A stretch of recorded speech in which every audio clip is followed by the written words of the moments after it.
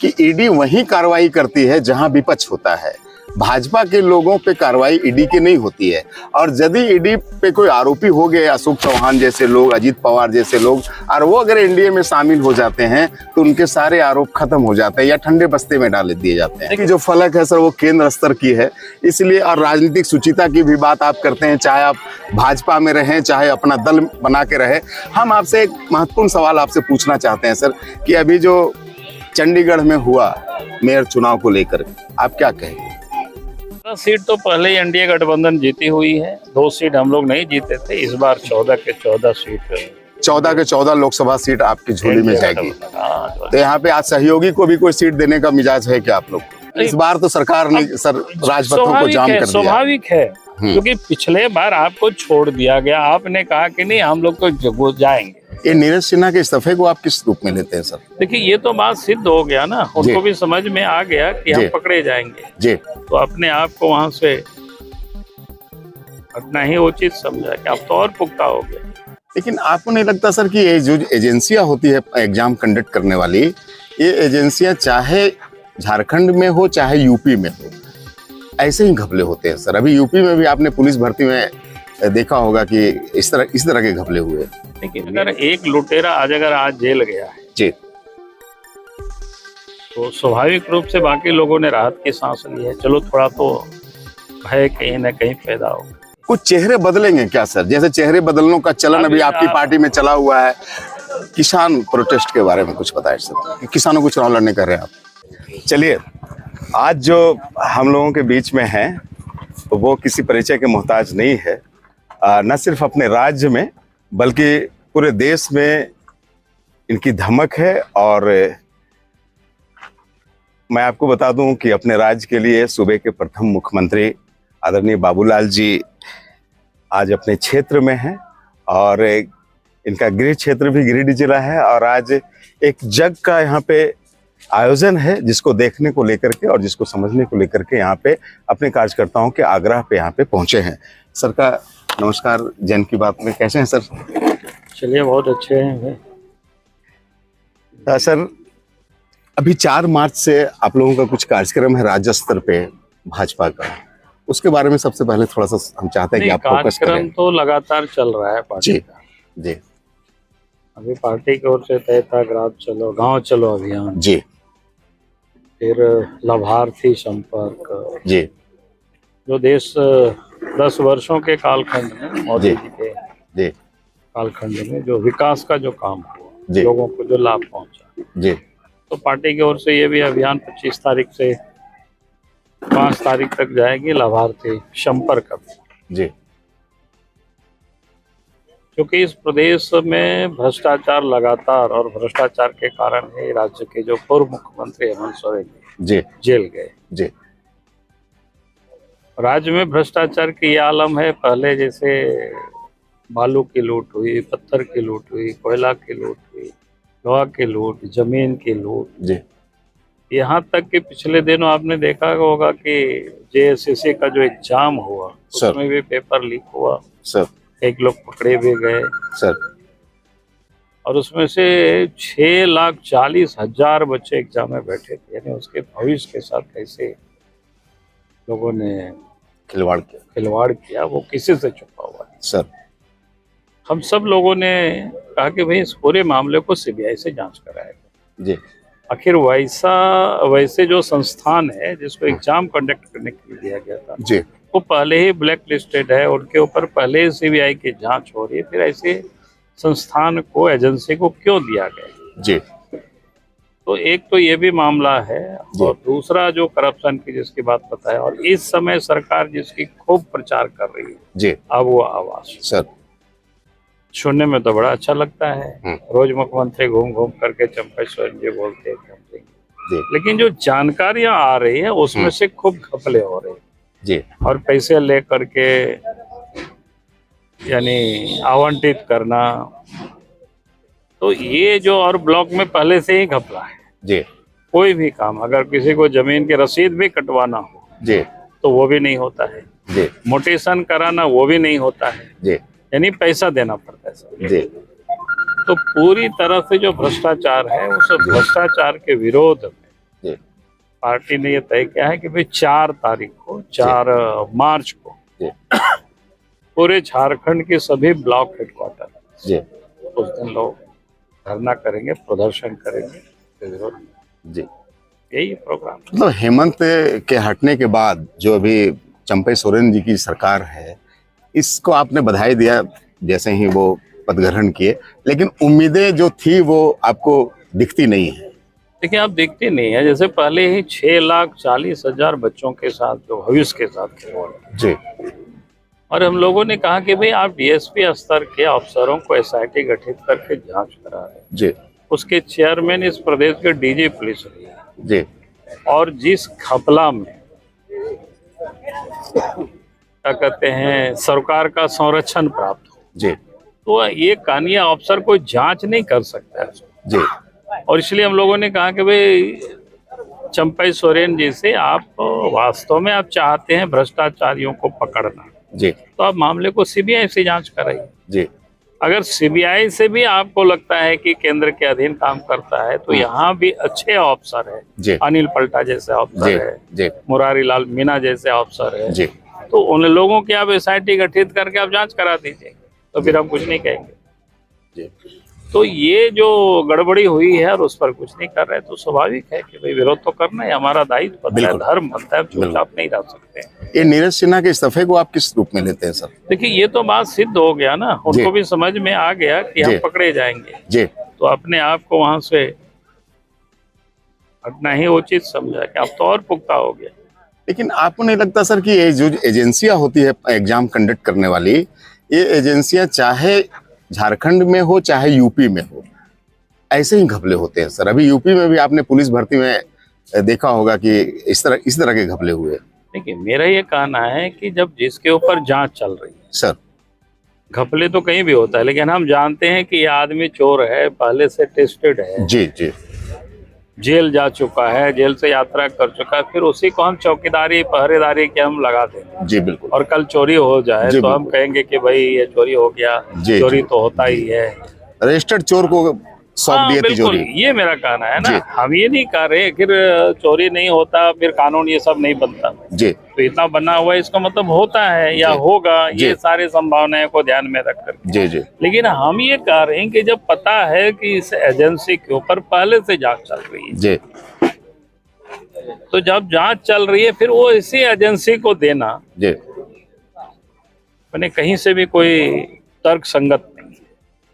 आप कोई नया एजेंसी को देते और वो गड़बड़ करते तो आप कह सकते थे भैया कौन किसको पता है जी कि ये गड़बड़ करते। जी बिल्कुल। लेकिन आप तो वैसे एजेंसी को आपने दिया हुआ है जी, एग्जाम लेने को जिसके ऊपर पहले से दागी है वो। सर, ईडी की कार्रवाई को जेएमएम आदिवासी सहानुभूति के रूप में भूंजाते हुए दिख रहा है, आप इसको किस रूप में लेते हैं? भाजपा को इससे कितना लाभ और कितना नुकसान हुआ है? देखिए, भाजपा को नहीं, पूरे प्रदेश को लाभ है। अच्छा, पूरे प्रदेश को इसलिए, अगर एक लुटेरा आज जेल गया है जी, तो स्वाभाविक रूप से बाकी लोगों ने राहत की सांस ली है, चलो थोड़ा तो भय कहीं ना कहीं पैदा होगा जी। और चोरों को कितना साथ देंगे? हाँ, कुछ लोग तो ऐसे ही होते हैं जी, अब जो उनसे बिल्कुल रिलेटेड है, संबंध रखते हैं, हाँ, तो वैसे तो लोग खड़े होते ही हैं। हम लोग राम और रावण के युद्ध को भी देखें, रावण के पक्ष में भी लोग खड़े होकर के जो लड़े, कई कारणों से लोग लड़े। जी बिल्कुल। महाभारत में भी हम लोग देखे कि भाई दोनों तरफ से लोग लड़े, कई कारणों से लड़े। जी, तो इसका अर्थ ये नहीं होता है कि वो अच्छा ही है। जी, अगर उनके पक्ष से लोग लड़ रहे हैं तो इसलिए हम ये मान बैठे कि नहीं रावण तो अच्छे ही थे या दुर्योधन अच्छे ही थे, कौरव पक्ष अच्छे थे, ऐसा तो हम नहीं कह सकते। बिल्कुल नहीं। तो इसलिए आज अगर कुछ लोगों को चाहे किसी कारण से उनके साथ हो या उनके अंदर में कोई भ्रम की स्थिति पैदा किया हो, इसका अर्थ ये नहीं होता है कि हेमंत सोरेन अच्छे हो गए। गलत है वो गलत है। नहीं, मैं राजनीतिक माइलेज की बात कर रहा था। भाजपा को इसका कितना राजनीतिक माइलेज मिलेगा? राजनीतिक माइलेज उनको नहीं मिलेगा। राजनीतिक तो मैंने कहा कि भाई इस राज्य की जनता ने, आप अगर खुली कहीं तो यह भरोसा हुआ जी कि भाई चाहे कितना भी बड़ा क्यों ना हो जी, अगर वो गलत करेंगे जी तो उनको सजा मिलेगी, उनको जेल जाना पड़ेगा। अगर नहीं जाते 10-10 बार उसको सम्मान दिया गया था, तो फिर आम लोगों का विश्वास उड़ जाता कानून पर से। जी, लोगों को लगता कि साहब बड़े आदमी कुछ भी करते हैं तो उसको पुलिस नहीं पकड़ती है। तो इससे बड़ा एक कॉन्फिडेंट होता है, लोगों के अंदर में एक विश्वास पैदा होता है जी। और ये बड़ी बात है। नहीं, विपक्ष का ये आरोप हमेशा रहता है सर, आप भी उससे रूबरू हैं, कि ईडी वही कार्रवाई करती है जहां विपक्ष होता है। भाजपा के लोगों पे कार्रवाई ईडी की नहीं होती है, और यदि ईडी पे कोई आरोपी हो गए, अशोक चौहान जैसे लोग, अजीत पवार जैसे लोग, और वो अगर एनडीए में शामिल हो जाते हैं तो उनके सारे आरोप खत्म हो जाते हैं या ठंडे बस्ते में डाल दिए जाते हैं। देखिए, पहली बात तो मैं ही कहूँगा, किसी के ऊपर भी आरोप होता है तो जांच तो चलता ही, जांच ने कोई समाप्त नहीं किया, पहली बात।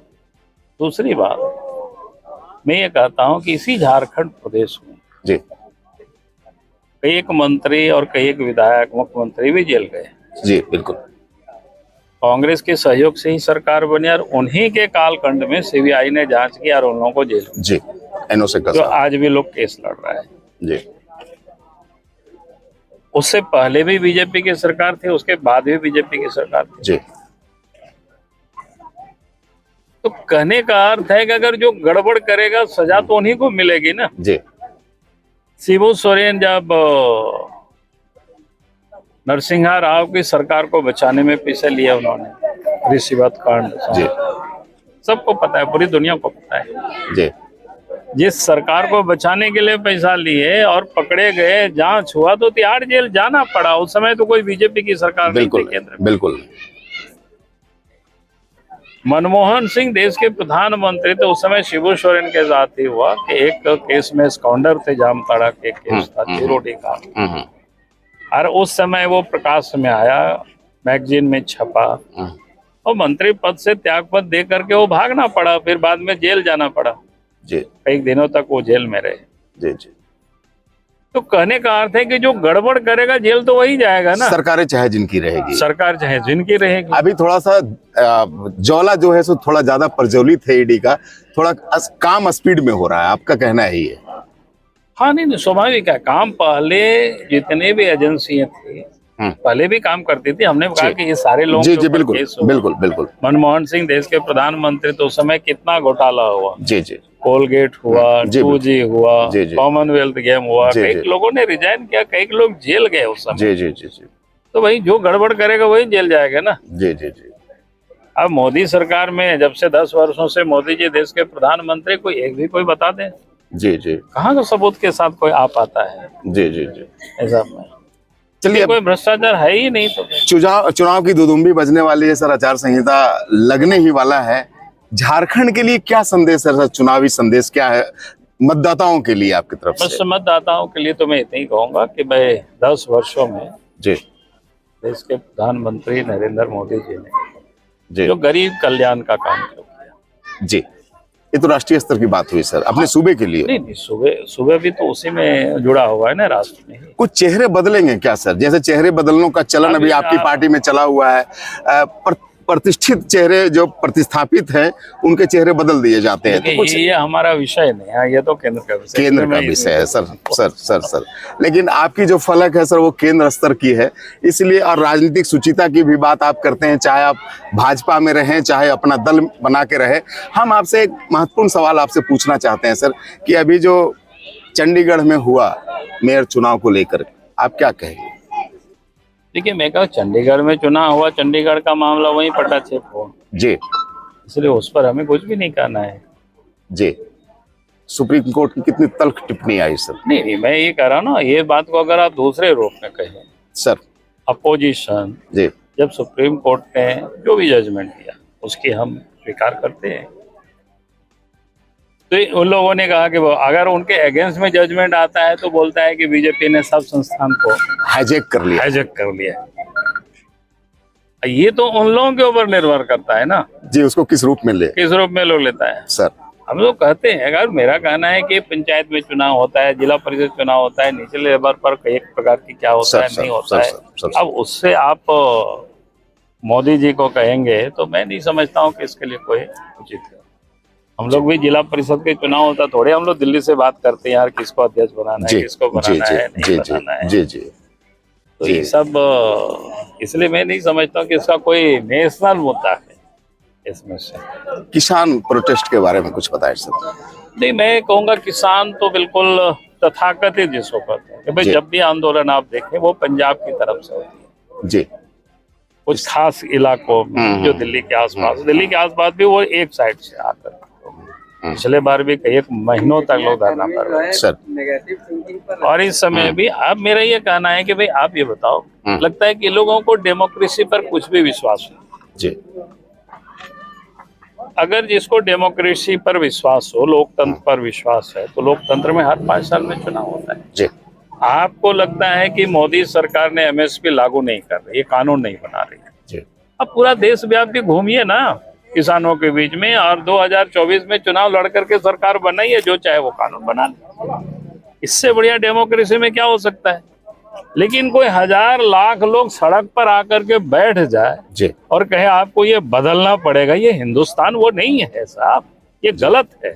जी जी देश की 140 करोड़ की आबादी, कहाँ बिहार में आंदोलन है, कहाँ देश के दक्षिण में आंदोलन है, कहाँ उत्तर में आंदोलन है, कहाँ पूरब में आंदोलन है। जी ये कुछ सरफिरे लोग आ करके, जी ये तो बिल्कुल जिसको कहते हैं डिक्टेट करना है। जी लोकतंत्र में तो यही खूबसूरती है। जी आज आपको लगता है कि हम इस कानून को हम पसंद नहीं कर रहे, अरे अच्छी बात है यार, जनता के बीच जाओ, घूमो, जी देश की जनता को जागरूक करो, चुनाव जीत के आओगे, कानून को बदल दीजिए, आप जो चाहते हो वो कानून बना लीजिए। किसानों लोकतंत्र तो यही, किसानों को चुनाव लड़ने कर रहे हैं आप। किसानों के जो लोग आंदोलन कर रहे हैं, जी लेकिन आप सड़क जाम करके, सड़क जाम तो सरकार ने की सर। सरकार कैसे की? केले- सरकार तो केले अगर सरकार वो ने नहीं करते ठुकवाई। तो पिछले बार क्या क्या था? हाँ पिछले बार तो किसानों ने की, लेकिन इस बार तो सरकार ने सर राजपथों को जाम कर दिया। स्वाभाविक है, क्योंकि पिछले बार आपको छोड़ दिया गया, आपने कहा कि नहीं हम लोग तो जाएंगे, जी कुछ नहीं करेंगे। जी जी लेकिन क्या तमाशा क्या पूरा दुनिया ने देखा। जी जी जी इसलिए आपको दोबारा नहीं छोड़ा जा सकता है। जी जी आपके कारण से कोई पब्लिक परेशानी में पड़े जी और चुपचाप सरकार मुखदर्शक रही, ये तो नहीं हो सकता है ना। जी एक बार आपके ऊपर विश्वास किया गया, जी जी आपने उस विश्वास को तोड़ा, जी पूरा दुनिया ने देखा आंखों से, जी तो दोबारा आपको कैसे इजाजत दिया जा सकता? जी चलिए सर, ये तो नेशनल स्तर पे हो रहा है कि 370 के पार जाएगी भाजपा। आप राज्य स्तर पे क्या कहना चाहेंगे सर, क्या स्थिति रहेगी विधानसभा देखिए, चुनाव की? 12 सीट तो पहले ही एनडीए गठबंधन जीती हुई है, 2 सीट हम लोग नहीं जीते थे, इस बार 14 के 14 सीट 14 के 14 लोकसभा सीट आपकी झोली में जाएगी। हाँ, तो यहाँ पे आज सहयोगी को भी कोई सीट देने का मिजाज है क्या आप लोग को? नहीं, मैंने कहा कि ये सब तो विषय केंद्र की है। सब तो, राज्य स्तर पे सर क्या रहेगा चुनावी सिनहरी सर? अब राज तो अभी आने दीजिए, पहले तो लोकसभा निपटने दीजिए, फिर विधानसभा में। चलिए, ये बाबूलाल मरांडी साहब थे जो पूरे बेबाकी से सारी बातों को रख रहे थे, और ये पूरा जो कुनबा आप देख रहे हैं ये इनके चहेतों का जुटा हुआ है जो शॉर्ट नोटिस में यहाँ पे सभी पहुंचे हैं। बहुत सारे का नाम मेरे जहन में मैं भूल जाऊंगा, सभी से माफी मांगता हूं, लेकिन प्रदीप जी हैं यहाँ पे मुखिया, और हमारे रामानंद बाबू हैं, और हमारे कामेश्वर पासवान जी हैं, बाबा हैं, तो सभी लोग हैं यहाँ पे बैठे हुए। और सभी से मैं क्षमा प्रार्थी हूं फिर से कि मैं सभी का नाम नहीं बोल पा रहा हूं, लेकिन सभी बाबूलाल जी के चहेते हैं और सभी की एक इच्छा है कि क्षेत्र के इस लाल को फिर से सूबे का लाल बनाया जाए। बहुत बहुत धन्यवाद, आप बने रहिए जन की बात हमारे साथ के साथ। Thank you.